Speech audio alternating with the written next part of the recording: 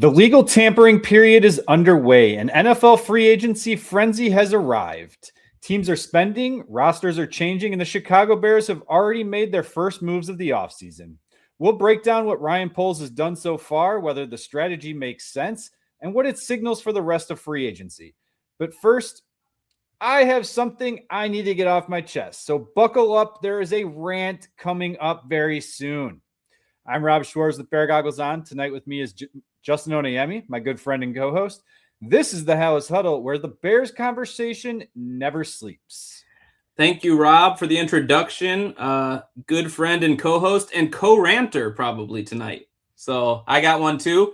But if you're here for rants, if you're here for awesome Bears conversation, please subscribe to our channel, like and comment. We love to get the conversation going with all Bears fans all around the globe. So Rob, let's go. What do we got to talk about here? What are you doing, NFL? Like, seriously, this pisses me off. I've already ranted about it earlier. It was never official. There was that little glimmer of hope. You had people like Greg Gabriel saying, oh, don't worry, the picks are coming, right? Sorry, Gabriel, it's not happening. The NFL said this, Chicago Bears, this.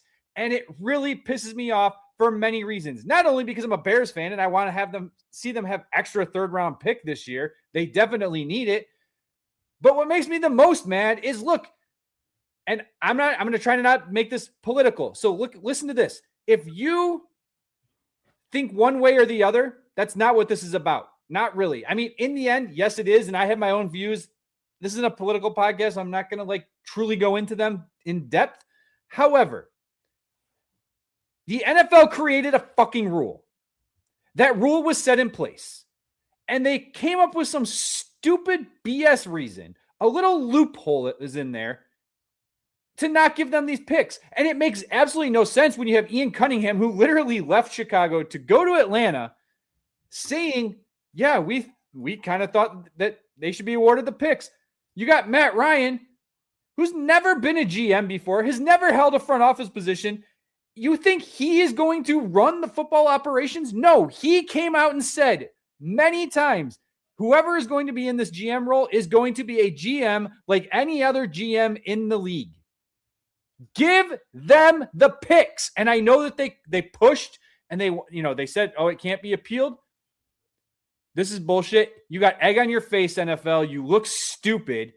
And you're basically taking a rule that the whole principle of the matter is to get people who are a minority, people of color, whether you are black, whether you are brown, Asian, right? Gives you an opportunity that maybe you might not have had. And this is where people are going to be like, DEI. Look, you can think that way all you want. That doesn't matter, though, because the rule was fucking put in place. Give them the goddamn picks. Well, I don't know, Rob. The FU might be to the Bears, but it's definitely to the people of color that work in the NFL. Yes. Ian Cunningham has been working in some form or fashion to build himself up to this opportunity that he finally has gotten since 2008, when he was a personnel assistant for Baltimore Ravens.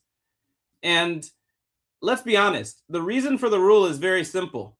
You have a league that is, the players are 70% black, but when you now look at coaches, when you look at ownership, when you look at GMs, those types of things, the number falls way, way off. Okay. And it wasn't long ago that was true for quarterbacks too. And so I'm not here to bash Matt Ryan, but for him to just simply be put into a role that is over a person that has worked 17 years to get to that position, and then him to even say, I've never even been in a draft room. This is his show. Well, then obviously he is running the show. I don't care what the titles are, who's getting paid what. It's wrong. And it's a bad look. But to your point of it, you don't want to make it political. It most likely is. And that's the sad thing to say, but it is what it is. And again, as a Bears fan, I would love to see what they could do with a third-round pick this year and a third-round pick next year. But I almost wanted to talk about it more from the issue of Ian Cunningham himself. Like the hard work and effort he put in, part of which was the opportunity here with the Bears to learn under Ryan Poles and get that opportunity. And then for this to be like the conversation, it undermines all of the hard work he put in anyway. And now he is seen as like, I guess he's not in charge over there. It's a mess. Yeah, I could scream until I'm blue in the face. It's not going to change anything. The picks aren't coming, guys.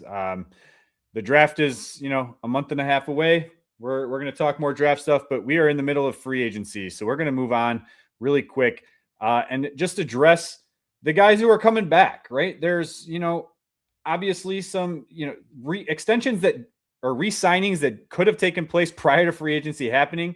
They didn't for whatever reason that may be. I don't know if they were trying to, see what they could get a hold of as far as players. Maybe some players wanted to test free agency for a little bit. Not much of a test because it's not even officially open until Wednesday. This is the legal tampering period with a slight change of rule. I just want to point this out really quick. Before, teams and players could not talk. Now there's a slight rule change, and I think it's up to 5 players that teams and players can actually communicate and have a 1-hour Zoom meeting and not just communicate through their agents. So there's a little bit of a twist. And I think that's actually in favor of both the players and the teams because it gives the players an opportunity to feel things out as well, right? So now there's a pre-tampering period to the legal tampering that is pre-free agency. That's right. I like it. But people forget that signing your own players is a big part of free agency. It is. And it is. I think some of the players that we are bringing back, it's because they fill very important roles. And, when I say that, I'm talking about Daniel Hardy as a special teamer who, that's a key part of your team. And then DeMarco Jackson, who you have him in your system. You think maybe he could be a starter. You're not sure. And they got him at an affordable price. So I think those are both wise signings. Now, the one that probably is raising some questions in some people's mind might be Braxton Jones. And what I want to just point out is, here on the Halas Huddle and other podcasts all around the Chicagoland area, we do this like we're on Madden. We're always talking about the big splashy moves and this. And sometimes it's just, we're going to go with the guy we know. They're clearly treating this like a bridge, right? They probably know more about Ozzy Trapillo's injury and his timetable and are basically saying next year is nothing for him. I would have liked to see, could you have gotten a Taylor Decker? But I don't know what that price would be, and they don't have as much money as we thought. So you go for the guy Braxton Jones underperformed last year. Part of that was coming back from an injury. Let's see what he has. Put him back in the competition. But you don't have to swing for the fence on every single move because they're setting this up for the long haul. And they definitely wanted a guy like Max Crosby, but now they're probably looking at, hey, look at all the picks we have. Let's get some young core here and build this thing the right way. And you can't always do that if you take the big swings in free agency. Yeah, they definitely don't have as much money. And yes, could they restructure? 100%. Look, when we did our mock off season, I think we got to a little over 40. It was somewhere between 40 and 50 million. They got up to 30 million with the few moves that they did early on. They'll probably do a couple of restructures here. It was my guess to try to make things, play out even better for them financially for this season. But these small moves are really important. I'm not a fan of the Braxton Jones move, but I'm also not against it either, right? Like you weren't going to go get Taylor Decker, who was rumored to be getting, he was wanting 20 million plus, and probably the Lions weren't going to give it to him. So do you think he's going to take less to come to Chicago? No, of course not. Would that move have made an amazing impact on this offensive line, especially after you lost Drew Dahlman unexpectedly? Yes, it would have been fantastic. But those things just don't work out that way all the time. He's not going to take a $8-10 million pay cut to come play here with Ben Johnson if he wasn't going to stay in, Detroit to play it. And then we can't forget, Bob's favorite coach of all time is coming back in Case Keenum. So does that signify, though, that there might be a closer Tyson Bagent trade in the works than we think? I don't know. I don't know if it suggests that because he was your number 3 this year, and you could just be securing him as that again at the price. I mean, I don't know if you're just kind of honoring his lifetime achievement for how long he's been in the league, and that's what it took to keep him around. And not only that, it was a 2-year deal, I believe. So that was kind of a head scratcher to me. But I wouldn't read too much into that. Yeah, I wouldn't either. I'm going to talk about DeMarco Jackson a little bit later in the episode, but let's move on to a move that came pre-free agency that we didn't get to discuss. So we got to talk about the Drew Dahlman retirement. It was obviously surprising to most of us. He's only 27 years old, coming off his best Pro Bowl season of his career. He decided to hang up his cleats, and I'm not going to fault him for that. That's a decision that he made as a human being. I believe he's a husband and a father, so congrats to him for being able to do that, right? Like, I don't fault him at all. As a Bears fan, it sucks, but as a human being, congrats on making that choice. They go out and, everyone was like, oh, they're going to go get Tyler Linderbaum. Oh, we talked about the guy from Washington. He signed early on. That would have been kind of nice because you don't have that compensatory pick hit in free agency because it was prior to free agency starting. He signed with the Rams, but it was a pretty significant contract, if I recall. I thought Chargers. I'm sorry, Chargers. Wrong Los Angeles team, same stadium. And then we had, Connor McGovern, right, was the other one. And that was the guy who I wanted the most out of that group, because I didn't think Tyler Linderbaum was ever going to be a true option. Look, Tyler Linderbaum just made $27 million in AAV. The next closest to him was Creed Humphrey with the Chiefs, right? $18 million. Almost $10 million more a year, completely restarted the whole entire market, just blew it up. That's not something Chicago is ever going to do. But it also makes the trade look that much better. Exactly. Because it was a trade no one saw coming. But Garrett Bradbury was a former first-round pick. I know he didn't play very well for the Minnesota Vikings. He had a pretty good year for the New England Patriots. Now, I will say they had a pretty easy schedule, so that probably helped a little bit. But he's a very tactical guy. He doesn't get penalized very often. He's going to do pretty well, I think, in this type of system. He's better, in my opinion, in a run zone running offense than he would be in like a power gap offense. And shockingly, though, the power gap offense is more of what New England runs, and that's from a pass protection standpoint. That's where he did better. But a run blocking standpoint, he did not do very well. So I think that's going to flip a little bit. And my hope is you got Dan Roshar coaching him up, and you're now next to Joe Thuney and Jonah Jackson, who started out a little bit slow, but definitely played well towards the end of the year. You're tucked in that phone booth between those two guys. Like, I'm going to hope that that's going to improve his game. I don't hate this. It's a 2027 fifth-round pick. You're giving up literally nothing. It doesn't stop you from also bringing in a player from the draft, or maybe you think Luke Newman has that capability and you continue to develop him. Yeah, Newman probably wasn't the guy you wanted to just put right in there now, and it's only because you had a surprise retirement from the guy playing in front of him. But they think he has potential, and whether that's at guard, whether it's at center in the future, you now have a player in front of him that you feel at least is serviceable, that you can take the time to develop him. And it goes back to what I said at the beginning of the show is they're building this for the long run, not just for the short term. So that's all I got on him. But then comes free agency. And as long as these guys don't Larry Ogunjobi this and fail their physical, then we should be seeing some of these guys in the Bears 2026 lineup. So the first one. Is it possible that it's going to be Neville because it's another defensive tackle, right? Defensive tackles. That's kind of where I was going, but no, hopefully not. But he's got magic on his side because, Neville Longbottom, he's, a Gryffindor here. Look, I'm a huge Harry Potter head, so that's my first thought was as soon as I saw this is like, look, I don't really know much about Neville Gallimore. All I love is the fact that he has the same name as the true hero of the Harry Potter series is Neville Longbottom, right? Spoiler alert. He's the one that took out a very important character in that show / book, movie, whatever you want to call it. But realistically, look, this has got, in my opinion, he's a rotational defensive tackle. He is probably more of a 3 technique than a 1 technique. He is going to split some time here with Grady Jarrett and split some time with Jervon Dexter. My question is, who's going to play the 1 technique? And I know these guys, I know Dennis Allen likes these guys to be interchangeable. I am starting to get frustrated with the Dennis Allen mold, and maybe it's just my own thought process on how I would run a defense. But if I'm running a 4-3, I want at least one big-bodied defensive tackle in there, and that is not what he ever wants to see in there. All of the guys that he drafts, all the guys that he signs, they're all like 305 to 290. And he wants these quick, agile guys because he thinks they're going to generate pressure from the inside, and that's great. I think that is fantastic. However, if you're giving up 4 or 5 yards a run because you don't have somebody who can stay in there and just eat up space, anchor, and take up gaps, it's going to cause a problem. He wants his defensive backs and his linebackers to be fast because they need to be able to take care of the run.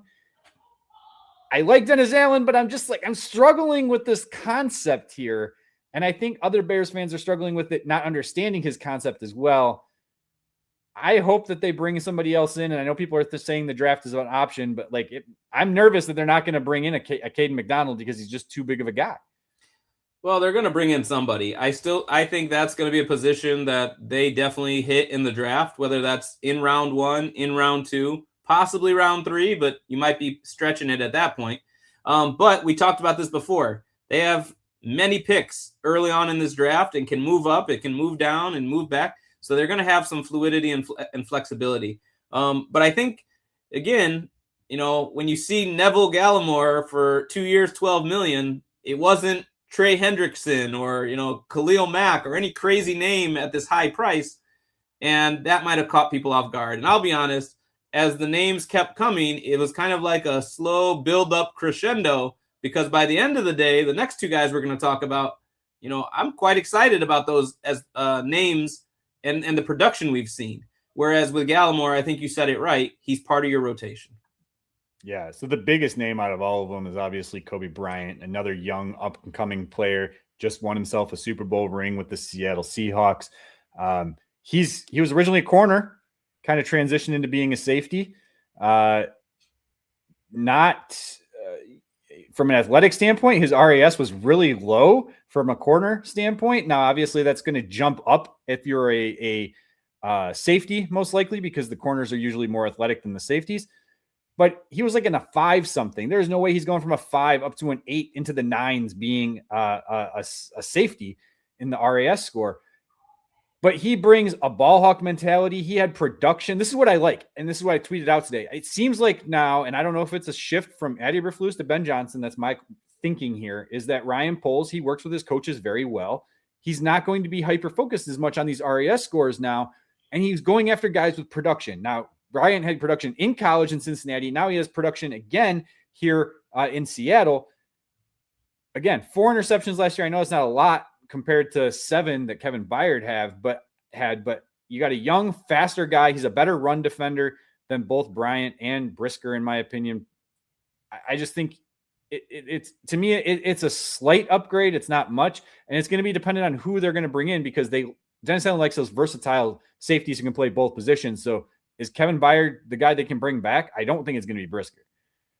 Yeah, with Byard, I still think it's going to come down to price, but he didn't sign anywhere else, so he's still technically out there, and, we'd love to see him, but the Bears are playing this smart. They're playing this right. They're, another big name would have been Jalen Phillips, but probably didn't fit the system, and he got a crazy amount of money that you're likely to regret a little bit later.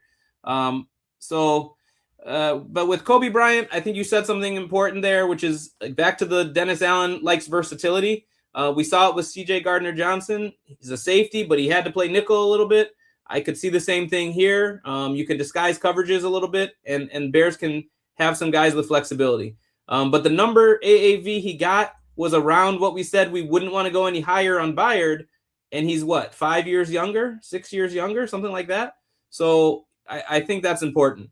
And as for finding guys who are, producing, if you think you have a good coaching staff, which is now what we think we have, give me guys who've done it and who've shown they can do it, and we'll work on those finer details to take it to a whole nother level. Not to mention, he'll be in the same room with Al Harris, who we think deserves a lot of credit for bringing guys along. So very excited about that, but not as excited, Rob, as the grand finale of the day, in my opinion, which was hearing that they signed one of the 3 big Devins at linebacker that were available.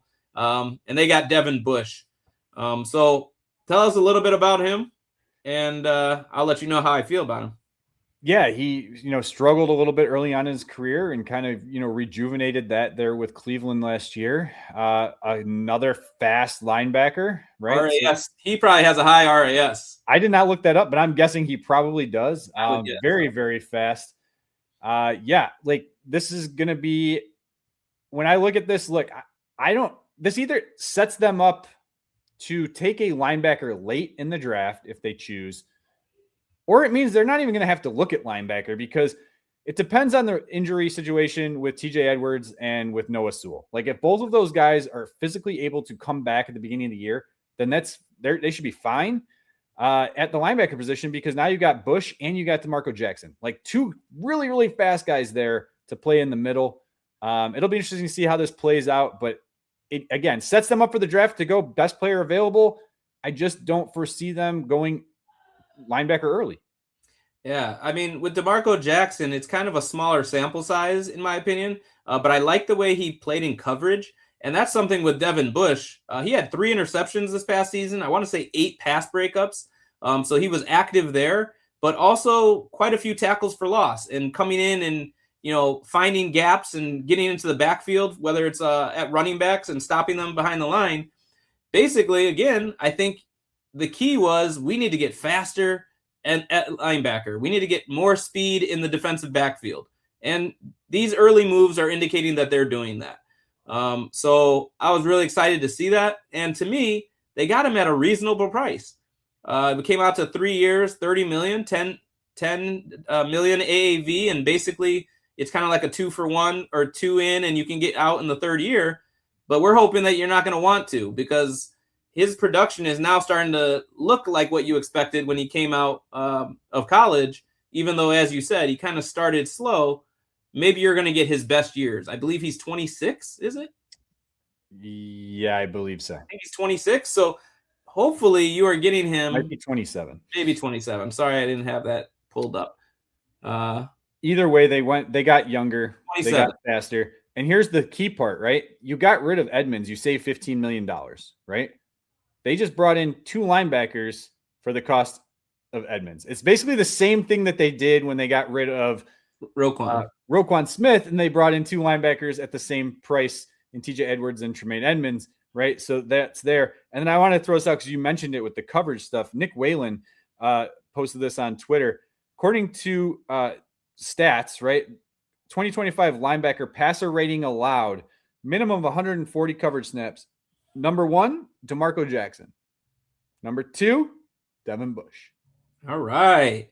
Now, I didn't know DeMarco Jackson would have had enough snaps to qualify for that. I didn't either. It was a limited sample size. I more so was speaking just this season, but yeah, fair. That's good to know. And it means that not just because of injury, TJ Edwards might have to work to get into that starting lineup, assuming he's healthy. No, 140 snaps isn't a lot. So my guess is he had to get to that 140 snaps in order to get that threshold. No, they said coverage, 140 coverage snaps. Right. Yeah. I mean, but still, you got over 1,000 reps a year, my guess. That's fair. So he was out there more than Hippolyte. That's 100% true. What a bust. Too early, Rob. Too early. I'm excited. This is what. It's not the names that everybody wanted. I understand that, but this is a team that needed, they didn't have a lot of cap space. This is the type of moves that we expected them to make. We wanted them to make the big splash. That's what we did in our mock off season. Things just didn't work out that way. And I don't absolutely hate it. None of these moves handcuff you, though, for next year, wiggling into a situation where you might make a bigger swing if you feel that's what's going to want to get you there. So, right. Yeah. All right. Well, there's going to be a lot more to come, guys. I'm got an interview coming up this week, as long as things stay scheduled, regarding stadium talk. So we'll probably touch on that this week. And then look, free agency is going to keep going, and we got a ton of draft coverage. So please hit that subscribe button, hit the bell notification so you know when we actually put content out. You don't miss anything. If you are some of our winners who I've been trying to get in touch with from our jersey giveaway, please make sure you reach back out to me. I've commented a couple times on different videos, and I've even seen you comment on other videos since then. So please pay attention. We want to get you your stuff. Sounds good. That's it. Until next time, bear down, claws up. As after Packers